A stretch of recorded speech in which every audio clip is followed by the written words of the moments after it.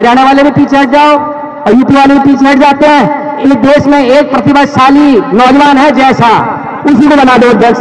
हम नहीं कहते कुछ, बहुत बढ़िया उनका खिलाड़ी है वो। पहलवानों के समर्थन में गरजे आरएलडी के राष्ट्रीय अध्यक्ष जयंत चौधरी। कहा, इस देश में एक ही प्रतिभाशाली युवक है जैसा, उन्हें ही अध्यक्ष बना दो।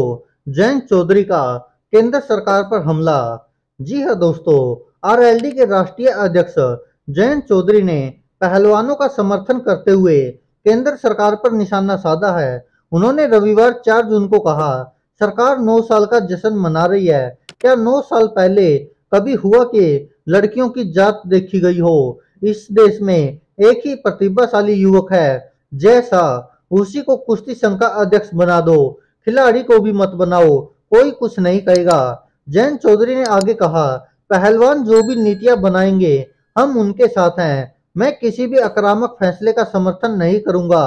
चढ़ाई एकदम नहीं होगी, एक कदम लेकर देखना होगा, संगठित होना होगा। मैं इसका समर्थन करूंगा कि जब लड़ाई एक हो तो मंच भी एक ही सजना चाहिए।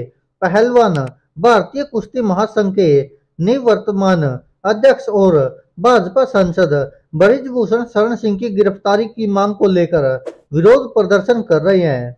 पहलवानों ने बृजभूषण शरण सिंह पर महिला पहलवानों के यौन उत्पीड़न के आरोप लगाए हैं।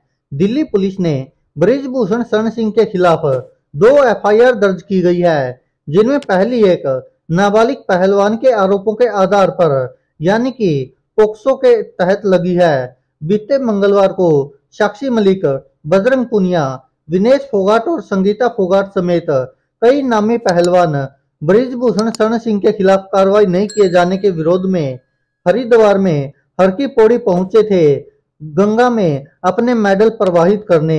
ये सभी पहलवान गंगा नदी में अपने मेडल बहाने गए थे, लेकिन खाप और किसान नेताओं के मनाने पर उन्होंने ऐसा नहीं किया था और वापस लौट गए थे। इसके बाद पहलवानों के समर्थन में पहले यूपी के मुजफ्फरनगर और फिर हरियाणा के कुरुक्षेत्र में खाप महापंचायत हुई थी। इस दौरान बृजभूषण शरण सिंह की गिरफ्तारी की मांग की गई और सरकार को इस मसले पर कार्रवाई के लिए 9 जून तक का समय दिया गया था। खाप ने कहा कि अगर मांग पूरी नहीं हुई तो किसान 9 जून को प्रदर्शनकारी पहलवानों को लेकर जंतर मंतर जाएंगे। पहलवानों के आरोपों के बाद बृजभूषण के खिलाफ जो 2 एफआईआर दर्ज हुई है, एक एफआईआर में नाबालिग पहलवान ने बृजभूषण पर कई बार यौन अत्याचार का आरोप लगाया है। एफआईआर में प्रताड़ना के आरोपों के बारे में विस्तार से बताया गया है। एफआईआर के अनुसार लड़की ने कहा कि उसने उसे अपनी ओर खींचा, उसके कंधे पर बहुत जोर से दबाया और फिर जानबूझकर अपना हाथ उसके कंधे के नीचे खिसका दिया। उसके शरीर पर हाथ फेरते हुए कहा, तुम मेरे को सपोर्ट कर, मैं तेरे को सपोर्ट करूंगा, मेरे साथ टच में रहना। नाबालिग के पिता की ओर से दर्ज कराई गई एफआईआर के अनुसार घटना 2022 की है, जब वह 16 साल की थी। उसने राष्ट्रीय खेलों में सब जूनियर कुश्ती चैंपियंस में भाग लिया था। एफआईआर में आगे कहा गया कि जब नाबालिग ने बृजभूषण का कड़ा विरोध किया तो उसने उससे कहा कि एशियाई चैंपियनशिप के लिए जल्द ही ट्रायल होने वाला है और चूंकि वह उसके साथ सहयोग नहीं कर रही है, इसलिए उसे आगामी ट्रायल में नतीजे भुगतने होंगे।